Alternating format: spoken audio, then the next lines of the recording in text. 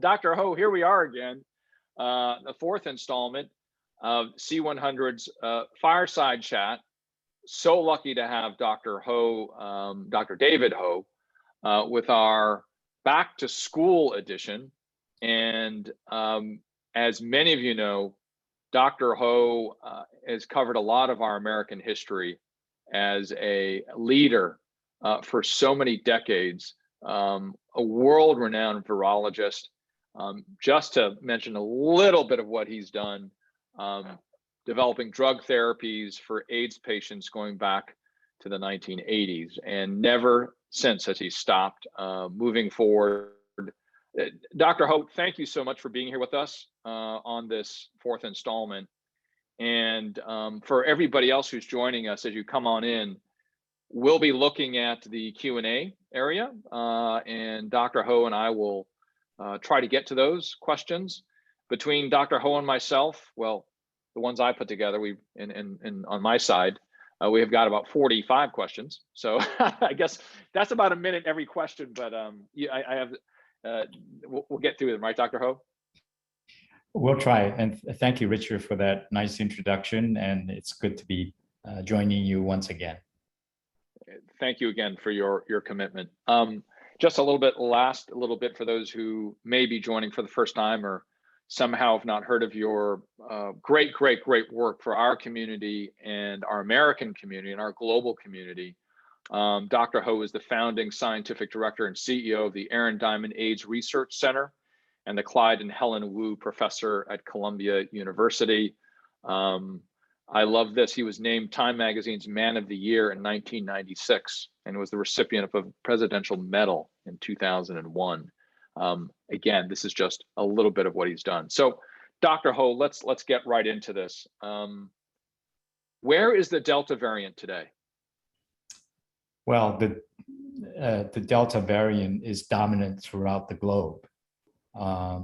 It really first emerged in India in the summer of last year, but gradually it took over the outbreak in India, and then very quickly over the last 6 months spread throughout the world. And I would say over 90% of the viruses that are circulating in the US are now the Delta variant. Of course, the Delta variant has continued to evolve, and it's not a single virus. There are lots of progenies of the Delta variant now. And of course, we know it is much more transmissible than the original variant by about twofold, actually. And there's evidence that it is causing more severe disease. But it is truly dominant now, and we expect the future viruses to emerge from this Delta variant. How has Delta surprised you, Dr. Ho? Not a lot surprises you, but how's Delta surprised you? Well, we learned a great deal about the evolution of COVID-19 virus, also known as SARS-CoV-2. So when it first appeared in Wuhan, that's the original strain. And then in the spring of 2020, another variant emerged. It goes by 614G, but it's clear that variant was more fit, had an advantage over the original, and it then became dominant, and everything we see today emerged from that.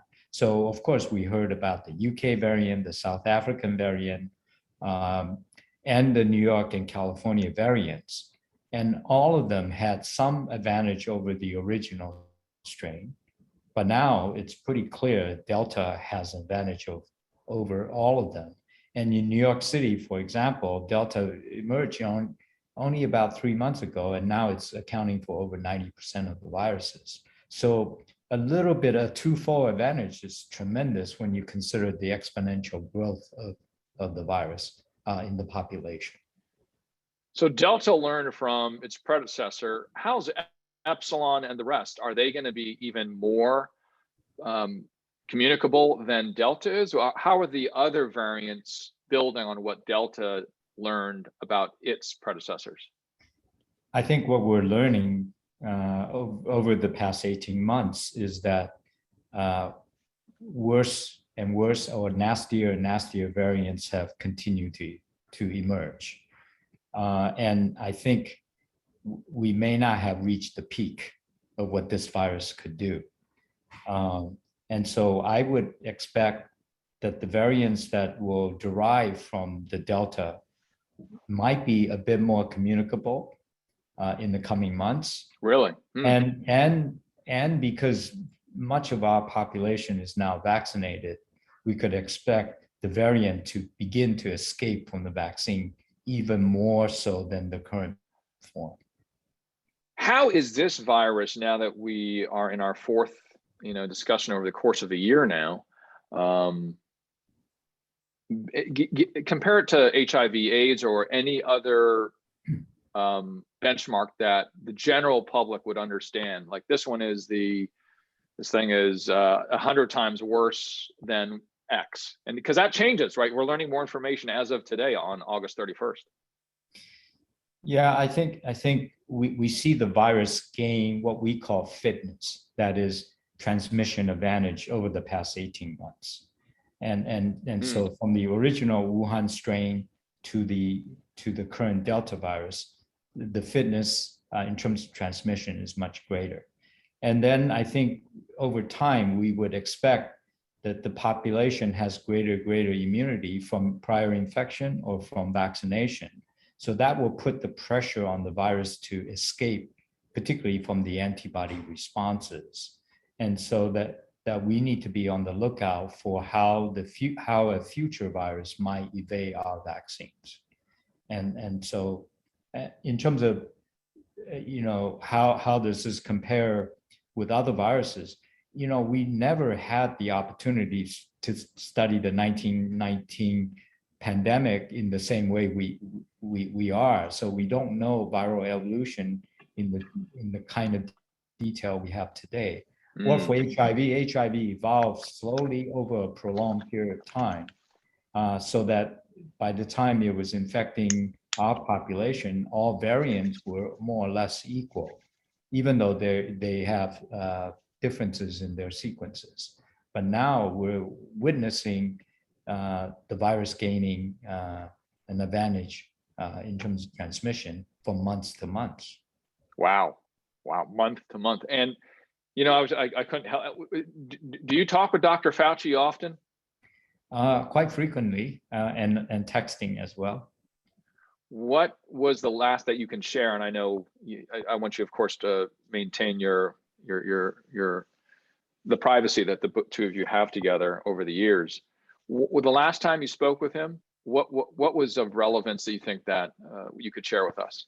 Well, it was to discuss how resistant the Delta variant is compared to the original virus in terms of antibody responses. And we know that the vaccine-induced antibody responses against the original variant is at a certain level, and then against the Delta variant is about 6-fold down. So the Delta variant is already more resistant to inactivation by our antibodies. 6-fold. Mm-hmm. And does Dr. Fauci sound worried? I think we're all worried about where this virus is going. And this is why if we continue to give the virus a chance to spread and to replicate, to mutate, new forms will emerge, and the ones with an advantage will come to dominate. That's why there's such great urgency to vaccinate much of the population as quickly as possible. Dr. Fauci recently said, expect potentially 100,000 deaths by December. What is he saying? What is he basing that upon? And I know what he's basing it upon necessarily, but what's your reaction, I should say, to his statement? One should not be surprised. If you look at Washington Post, New York Times, or any publication, the numbers for daily infection and daily death are listed. And to yesterday, we had 1,300 deaths in the US. So from now to December, the numbers are not going to lie, right? So and based on the trajectory of these infection rates or death rate, they're still going up in most of the states. And so one could reach even higher daily death counts. So his estimate is not going to be far off. Are these mostly unvaccinated, as is one of the storylines? Yes, particularly death. I think, we all hear about vaccinated individuals getting infected. So those are breakthrough infections. But if you look at those people who are hospitalized, over 97% of them are non-vaccinated, unvaccinated. And then if you look at death, even larger percentage are accounted for by unvaccinated individuals. So the vaccines are clearly protecting against disease, hospitalization, and death. I want to get to vaccines in a second, but to finish out the idea of the focus on variants, and in case I missed anything in my questions, Dr. Ho, are you looking for the variants to get weaker, and that shows we have therefore reached the peak? At the moment, we're seeing the variants get stronger. Yes, I think if we continue to see variants that are of equal strength in terms of transmission, then we may have reached the maximum. But I don't know when we're going to see that point. Nobody knows, and that's why the scientific community has set up a wide network to monitor new viruses that are popping up throughout the world, and to see if anyone is dominating any particular region. And if so, we need to keep an eye on that particular new variant and try to characterize it. After Delta, very quickly, what's the next variant you're looking at? Well, you may have heard about Lambda and various variants that have numbers and letters in certain places in South America, in Africa. I think the variants will come out of places where vaccination rates are low and infection rates are high. Got it. Great. All right, let's move on to vaccines, boosters, the protection, efficacy. I guess the one thing that all of those who are vaccinated and unvaccinated for that matter are wondering, hey, it doesn't seem like it's working so well. How's the efficacy changing? Well, we know that the efficacy number is not static. It's changing because immunity could wane with time. And then, the efficacies of different vaccines are obviously different, and each one wanes at different rates. And the field is trying to get a good handle on those numbers at the moment. But if you look at in the US, we only talk about Moderna, Pfizer, and Johnson & Johnson vaccines. Those are the ones with approval or EUA. But globally, there's also the AstraZeneca vaccine, the two vaccines from China, Sinovac and Sinopharm, and the Russian Sputnik vaccine, among others. So there's a variety of choices out there, but for our population, it's mostly the big three. On the big three, and it's, this is not in stone clearly, but early indications of which one is more resistant. And if you could maybe 1 to 10, you could say, J&J is a 6, Pfizer's a blah, blah, blah. What would you give them? Well, I think we were all, 6-9 months ago, pretty excited that Moderna and Pfizer reported great efficacy results from vaccination with their so-called mRNA vaccines. And the early efficacy reported were over 95% or thereabouts. And that was extremely promising. And that's in terms of protecting against symptomatic disease. So people had to become ill and be identified as having COVID, and that's how the measurements were made. In that respect, J&J vaccine, which is only one shot as opposed to the 2-shot for the mRNA vaccines, only yielded an efficacy of 70-some%, so substantially lower. And when we studied the antibody responses, the rank order is the same. So Moderna and Pfizer are approximately the same, and Johnson & Johnson had lower antibody levels. So the efficacy seems to correspond to antibody levels. And we do know from data, not so much from the US, but elsewhere, that the AstraZeneca vaccines generate a lower response and probably had a lower rate of protection. And similarly for the Sinovac and Sinopharm vaccines being lower than the Moderna and Pfizer vaccines would protect. Does Moderna produce twice the amount of antibodies as Pfizer and J&J? I mean, there's one report out there that says that, but I wanted to get straight to the expert here. Well, we're not the ones who are studying these head-to-head in comparative studies, but there's a report out of Qatar and there's a report out of the Mayo Clinic that suggests that the Moderna antibody responses and protection rates are slightly higher than that of Pfizer. These studies have not been peer-reviewed, but initial indications suggest that might be the case. We should know that Moderna RNA vaccine dose is about 3 times higher than the Pfizer dose. So that might be one reason. But overall, the reported efficacies for the 2 vaccines are pretty comparable.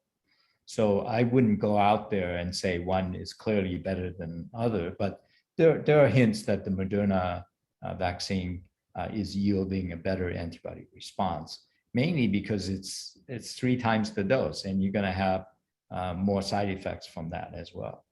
So as the point you're making for us lay folks is that just because you get more antibodies doesn't mean you necessarily one-to-one have greater efficacy of that particular vaccine. Yeah, I think we could think of it this way. You may need a minimum level. Gotcha. To have protection. So as long as you stay above that level, whether that's 10 times or 50 times, it probably matters very little. It matters for those who are hovering around that threshold. Yeah. So San Francisco General, when I was back in California taking care of my mom, they came out with an announcement. This is about, I don't know, a month ago, 3 weeks ago, and they said, guess what? You J&J folks, I'm one of them. If you want to get a shot of any of the other 2, Moderna or Pfizer, come on down. What's behind that? I think the idea of mixing vaccine has been out there for different viruses. In the HIV field, in which I worked for so long, we have used different platforms to prime and boost the immune response. And so we know that works very well. And now I would just tell you, we have studied folks who have been vaccinated with the Pfizer vaccine and then boosted with J&J. And you get a tremendous boost. So it's going to come, and both Moderna, Pfizer, and are boosting, doing studies boosting with J&J, and J&J is involved in these studies as well. So we're going to see a lot of mix and matching of the vaccines. Should I do it, Dr. Ho?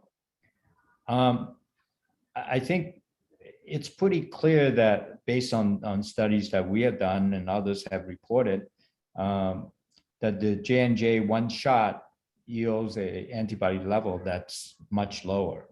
And no wonder the protection is not as great as what's been reported for Moderna and Pfizer.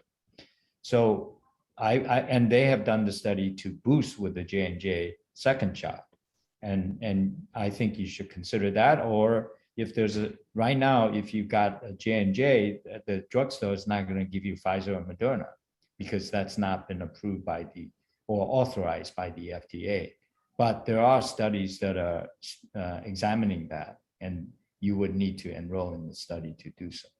Yeah, and I thank you, Dr. Ho. I ask these things to just express the questions that are in everybody's minds, right? Should I do this? And that's, so I know, and I respect that.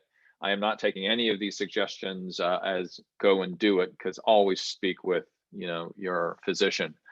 So I thank you for understanding that in our many talks, as you know, that's sometimes the way I might ask a question. So when we're looking at that, that's the differences in the efficacies. That's the discussion of one versus another, and then mixing. What about, and I'm gonna get to two questions in order. Robert Colorina is saying, love to get your input on herd immunity and the number of folks that need to be vaccinated. And we talk about this each time we get together, but it's an important point, isn't it? Yes, I think there's no doubt that herd immunity is important. So if you're in the midst of a bunch of protected individual and you're still unvaccinated, the virus is less likely to catch you.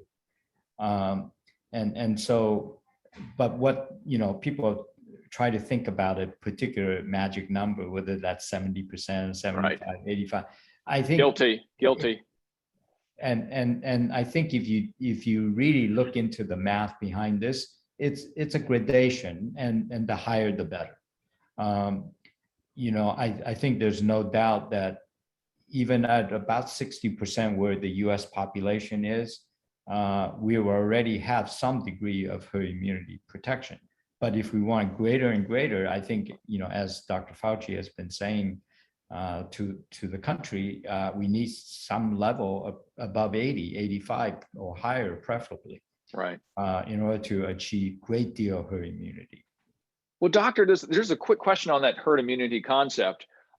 Is it because that the variants can grow and mutate better in the unvaccinated? Is that the idea? I think if the virus grows in any person, it could mutate, and a resistant form could come out. And so, we talked about Delta. Delta poses an additional challenge for herd immunity. We were making the assumption that herd immunity is against the original virus that emerged from Wuhan. Now, Delta is 5-6-fold more resistant, and therefore the degree of herd immunity protection against Delta is much lower.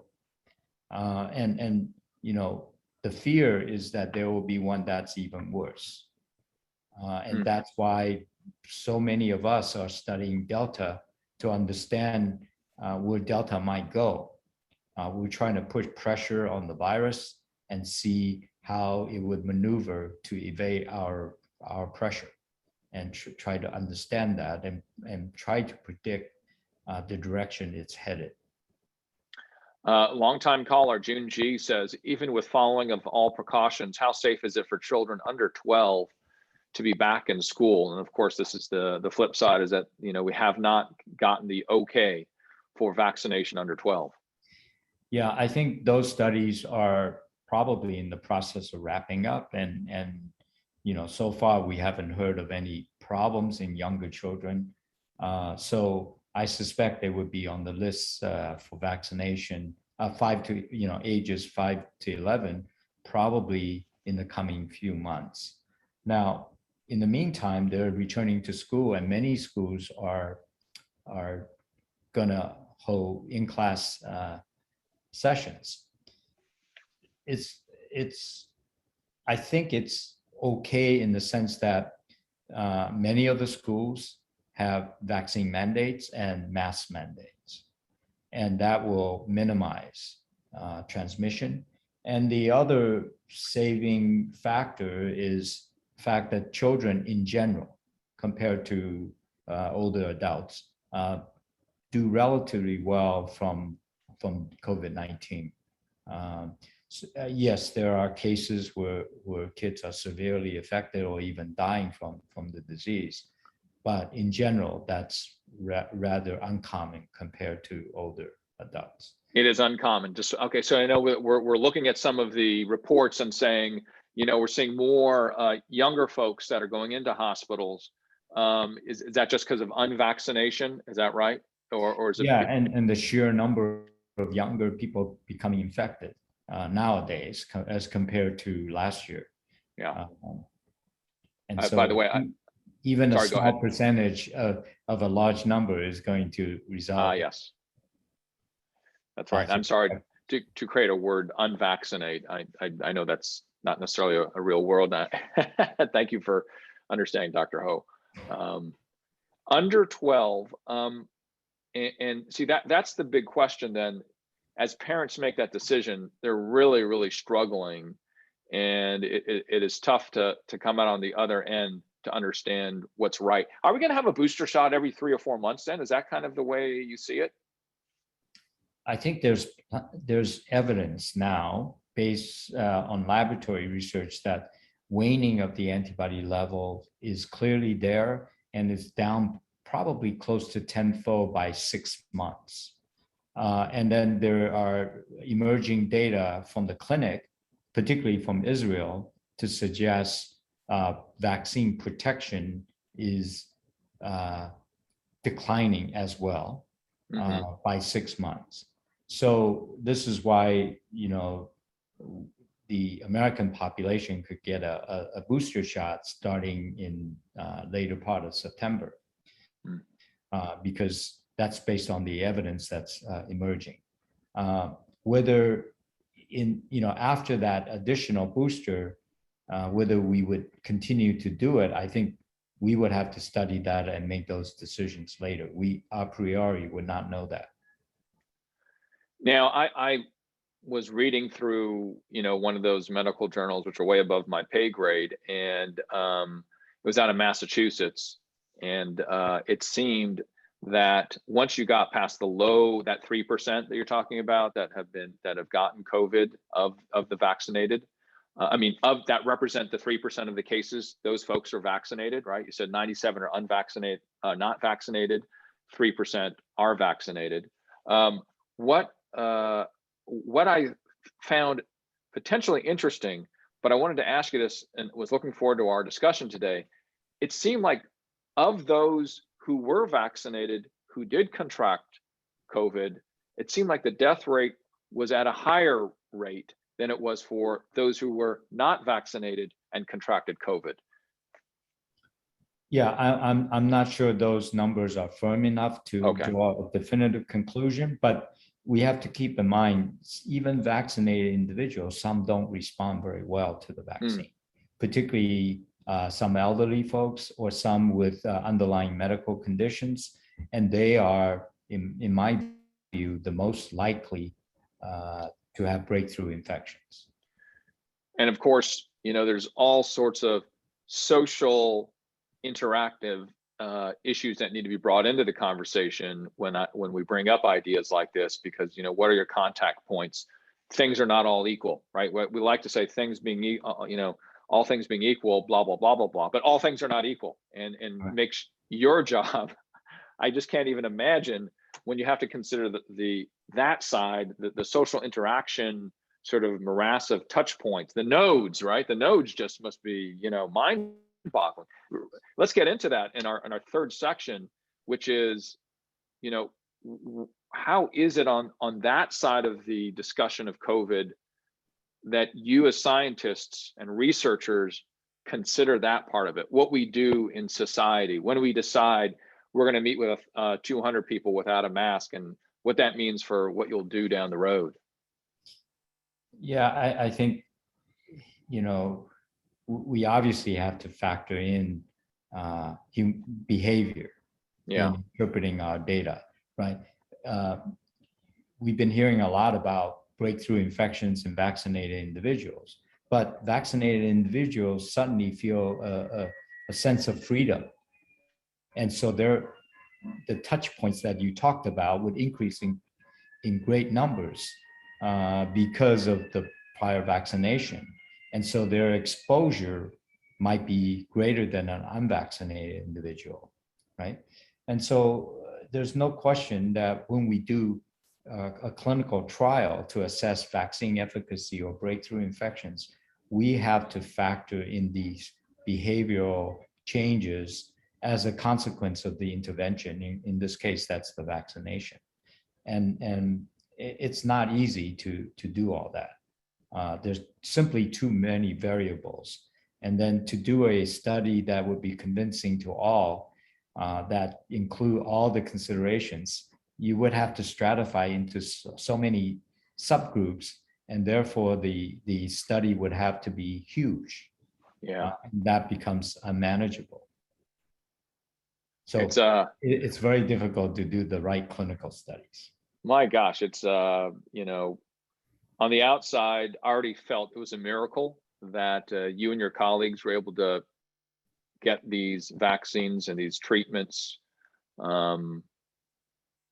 out to the world. And as we think about now the second level, now that we're so far in, I'm just always flabbergasted about what I learned talking with you, Dr. Ho. This is not an issue of, by the way, politics left or right. And by the way, if you have questions, please do put them in the Q&A. I will get to them in some order based on going through the topic areas that Dr. Ho and I agreed upon. This is not about left or right. It's more about, as civilians, what we can watch for to learn. This is why I asked this question. I just want to preface it. But what states and countries are you watching that we can, as civilians, not left or right again? It's just like, how do we get the good information? Oh, they're doing a good job. This is what they're doing. Because we, as those who are in the United States, or those who are in Asia or in Europe or in Africa that are on this call with us, we want to know what to watch, because we want to watch the good stuff. Yeah, I think, first of all, I think in terms of vaccination, let's just take the US and make comparisons. And as you know, we have a great deal of variability among the states. And the vaccination rates are particularly low in the South. And this is why Delta is surging in such great numbers in the South. I mean, Delta is surging everywhere, but most dramatically in the South. And it's an epidemic of the unvaccinated, and that should be a valuable lesson. And of course, as Delta continues to surge, we're also seeing a dramatic increase in vaccination in the affected regions, and we could learn from that. I think, in terms of what's good, if you could say, all right, in terms of handling the pandemic, China, Hong Kong, Taiwan, Australia, New Zealand have done a great job by very draconian measures. However, their infection numbers are low and their death rates are low. The question is that sustainable? They continue to quarantine all incoming visitors for 2 weeks. How long are they going to do that? And that discouraged travel and commerce. And currently, at least in Greater China, they're vaccinated with vaccines that we know to be inferior in terms of protection. And so, and then they haven't really faced a serious challenge from Delta. And so it's, one could use that to say they've done a good job, but is that sustainable? You're going to carry on the same way for another 5 years. This pandemic's not going to wane anytime soon. In the US, we're seeing the 5th wave. Globally, it's multiple waves, depending on which location you look at. And all indications suggest it's going to be with us for a long time. So we just have to take these lessons and learn from them. I think US initially did a terrible job of controlling the infection, but the science came through with with vaccines and all that, and I think we're making progress, but we're still addressing not yet another surge, and we we don't know what's coming down the pipe. You were talking about international quarantine rules, and of course, we're watching what's happening not only between the North America and Asia, and within North America, there's the loosening, if you will, of travel between Canada and the United States.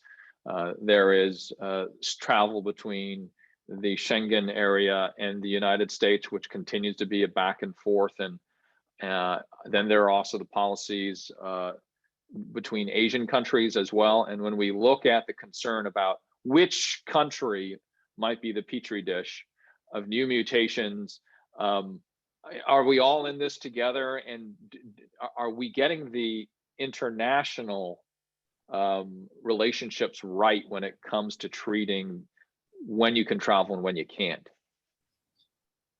Yeah, I think the virus medically, of course, yes. The virus is going to come out of places where the spread is rampant.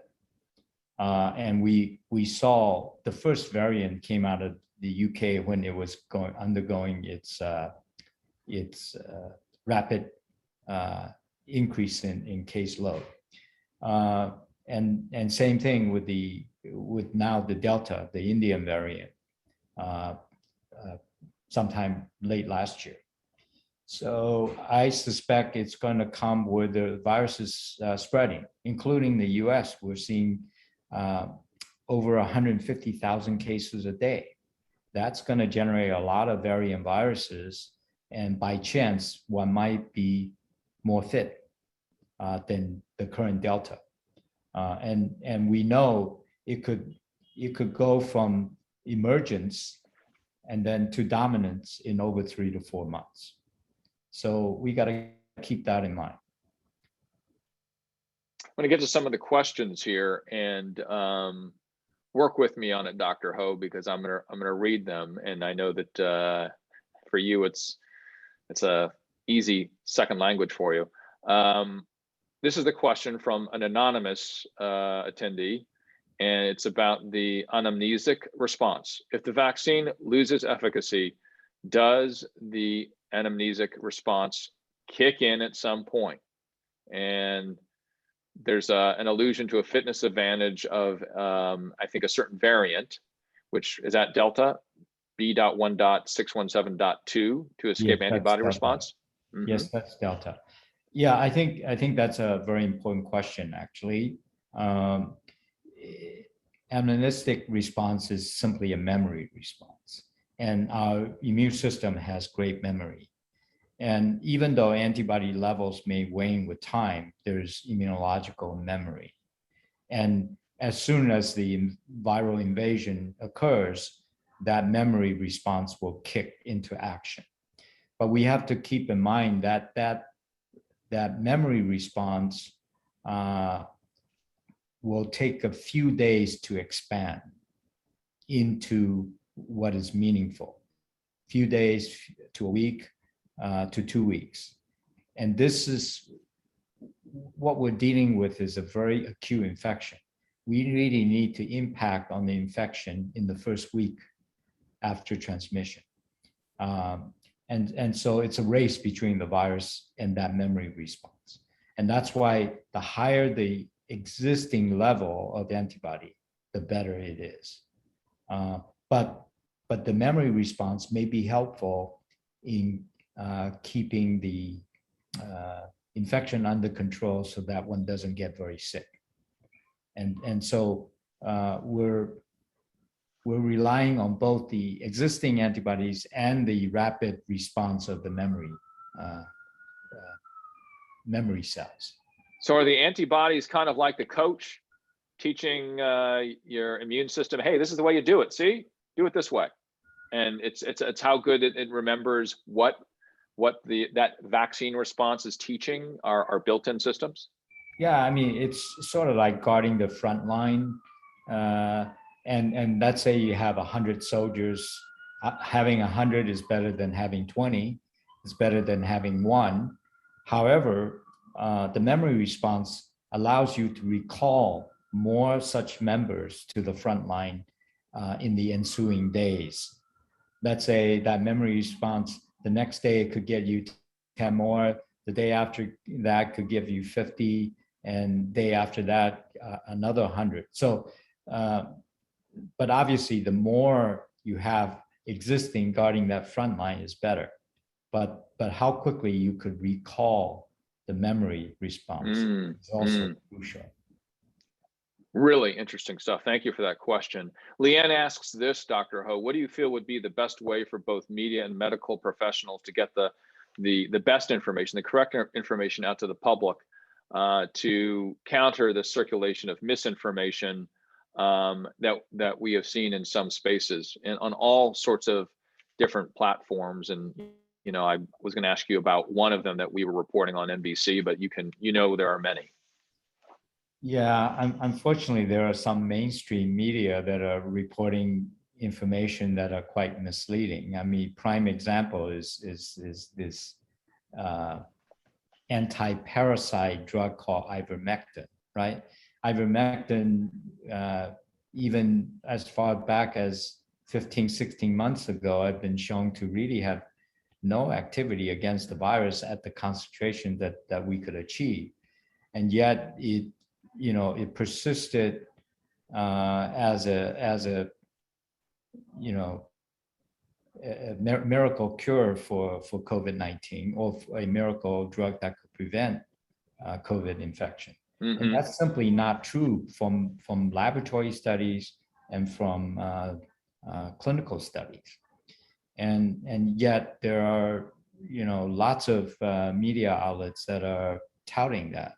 Of course, there are plenty that are correcting the story, and I think folks like yourself should just continue to correct the falsehood that's spreading on ivermectin and many other things related to vaccines, causing cardiac death or other things that are scaring off some people from getting vaccinated. One point, and I'm going to toss it back to you like a volley here, Dr. Ho. Yeah, one of the things is to answer that question, Leanne, like any on the news side, this is more a cultural responses, spend an hour selecting your top 3 news organizations. Really dig in. Are they really news organizations? Are they giving you the hard, expensive facts that cost so much to try to get it right? Like our article on NBCnews.com about ivermectin was saying, this is dangerous, these things, they're distractions. So go to find the right news organizations, and that's, I think, a start. But Dr. Ho, she's also asking a secondary question really quickly here for us civilians.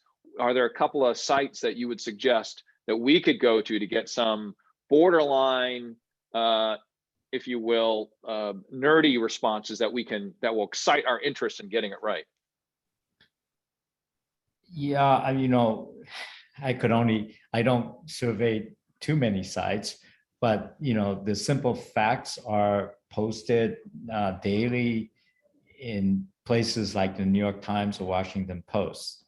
I don't mean to promote these media outlets, but I'm sure that's true for NBC as well, where you could get the basic facts, and they are all correct. And you could certainly go to too many sites and get a lot of falsehoods. That's right. I would simply go to sites that like the ones I mentioned. Or come to our fireside chats with Dr. Ho. Yeah, because I'm not going to give your number out because you'll be inundated. Although people could find you. Did I cut you off there, Dr. Ho? Do you have something else you want to say? No, that's good, Richard. I got it. Okay, great. I got an email just like Convu did, and this is about the flu shot. His Convu's question is that there's been a rise in non-COVID virus, seasonal flu, in children. How concerned are you about mixing of the early flu season with COVID infections? And on top of that, the mixing of the vaccinations and the treatments from flu and the vaccinations. Well, last year with all the social distancing and masking, flu numbers were at all-time low, and other respiratory viruses were also at an all-time low. But now that things have opened up, we expect a surge in respiratory pathogens, including flu, of course. And we are soon approaching the flu season. We are already seeing a surge in some viruses like the respiratory syncytial virus, also known as RSV, that's particularly prone to attack young children. We're seeing that already. And so I think it's prudent not only to take the COVID vaccine, but to consider flu vaccination, particularly for the elderly, but probably for almost everybody. Does it set us off though, Dr. Ho? Like, I mean, maybe one of the concerns is if you're older is, well, that'll weaken me potentially, you know, if I have a negative reaction to the flu shot, that'll weaken me and therefore let in COVID because my immune system's down. Is that just too much, you know, homespun stuff? Our immune system is designed to handle many, many different challenges. So I'm not too concerned about our immune system being directed toward flu and away from COVID. I think our immune system could do both. Wow, fascinating stuff what you do, really. Because I just want to dig into your brain to understand how the immune system works when I have time on the weekends. What is the hypothesis for the difference between pediatric infections versus adults? And we kind of covered that a little bit earlier, but maybe you can go through that right now. Hence, we are waiting to get the studies on 12 and under 12, excuse me. Yeah, I think the adult manifestations of COVID-19 are quite well known. I think they typically involve the upper respiratory tract with some cough, which is dry, and then maybe sore throat and systemic symptoms like aches and fever. Mm-hmm. And then for those with more severe disease, progressing to pneumonia and other organ system damage. For kids, the manifestations could be different.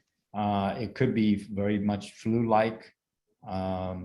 It generally is mild. There, I would say, many more who are asymptomatic but carry the virus and could serve as vectors for transmission. And then there are rarely some what we call post-infection inflammatory syndromes of children.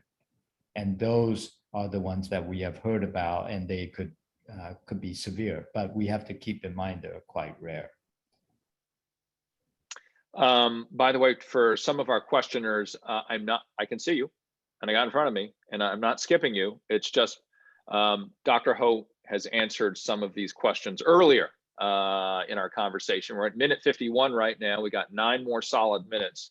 So if you have any questions, go to Q&A, not chat, and put them in there and we will try to get to them. So some of those questions that you've put out there, folks, just go back to the replay, which C100 will be putting out after this on many of their on all of their platforms, I would imagine, to see the answer to that question.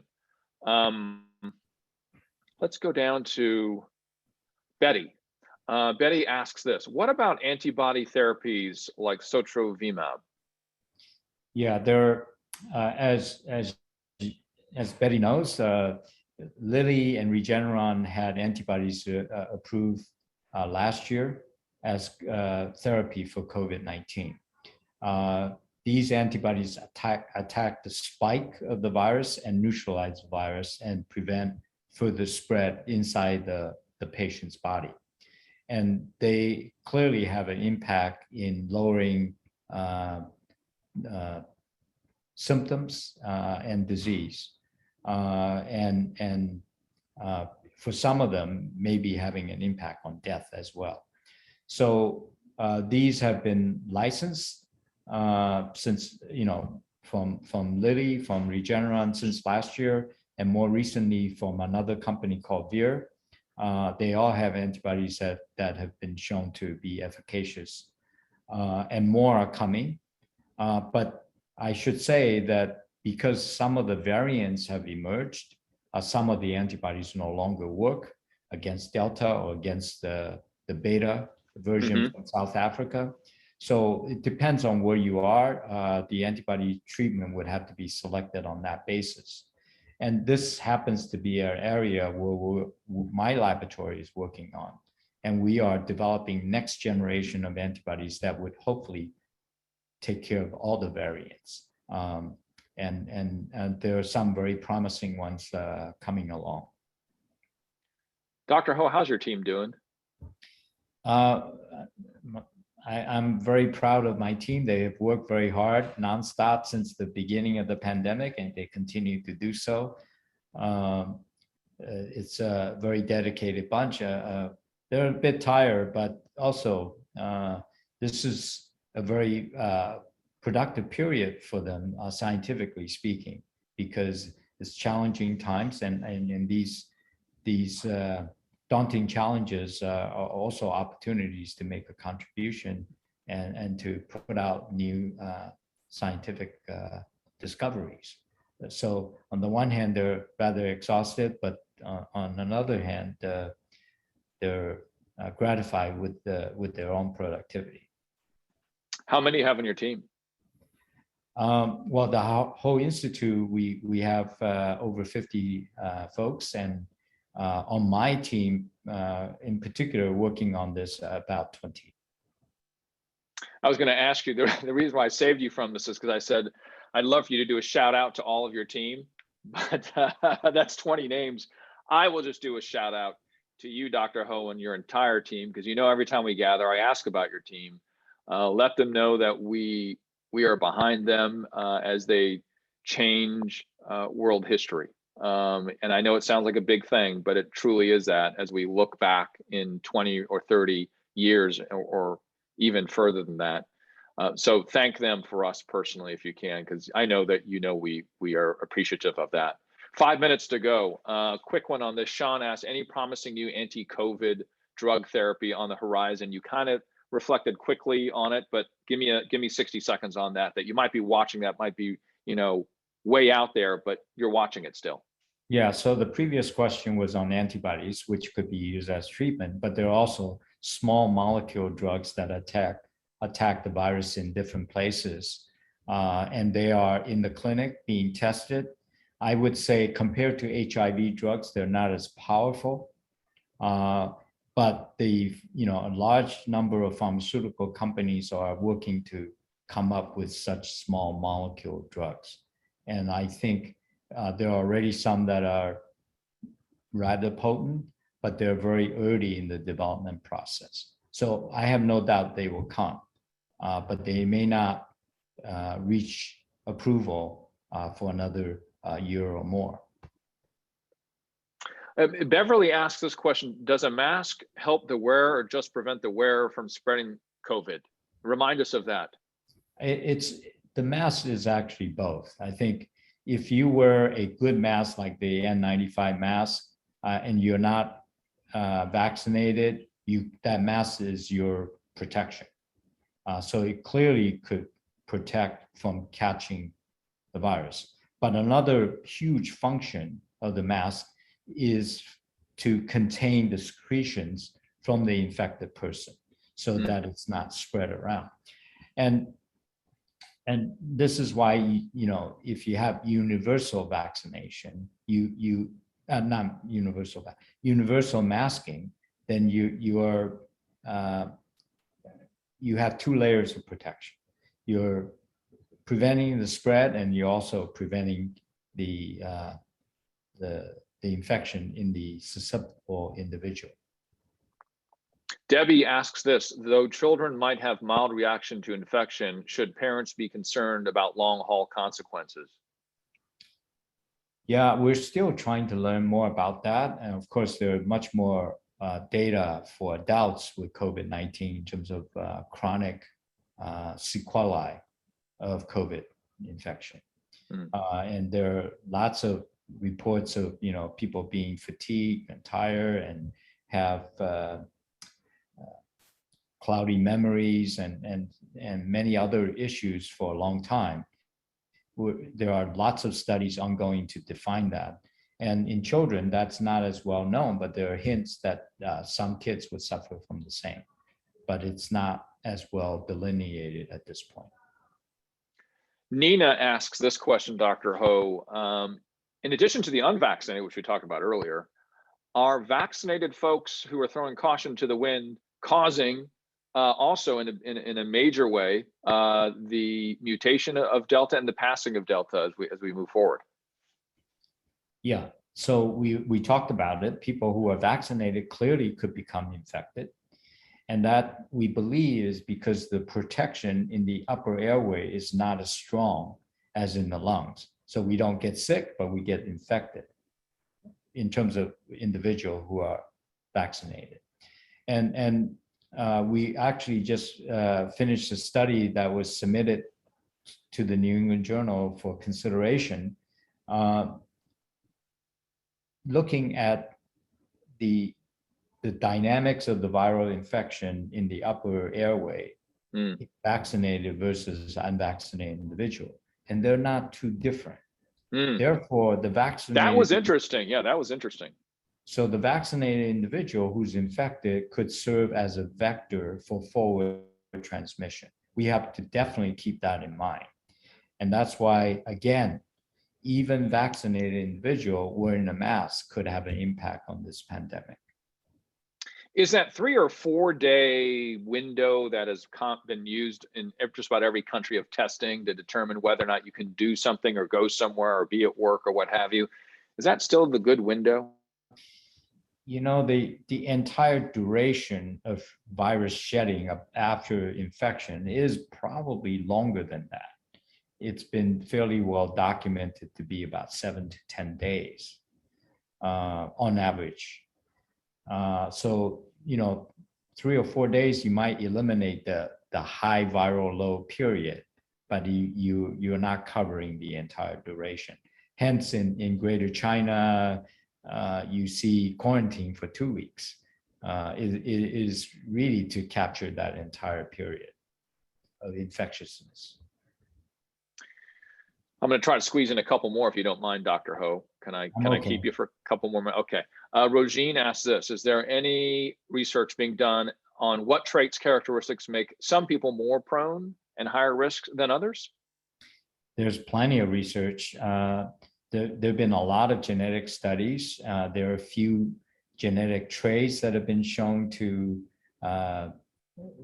be risk factors, but of course, we know a lot about underlying medical conditions as risk factors: obesity, diabetes, cardiovascular disease, and prior pulmonary diseases.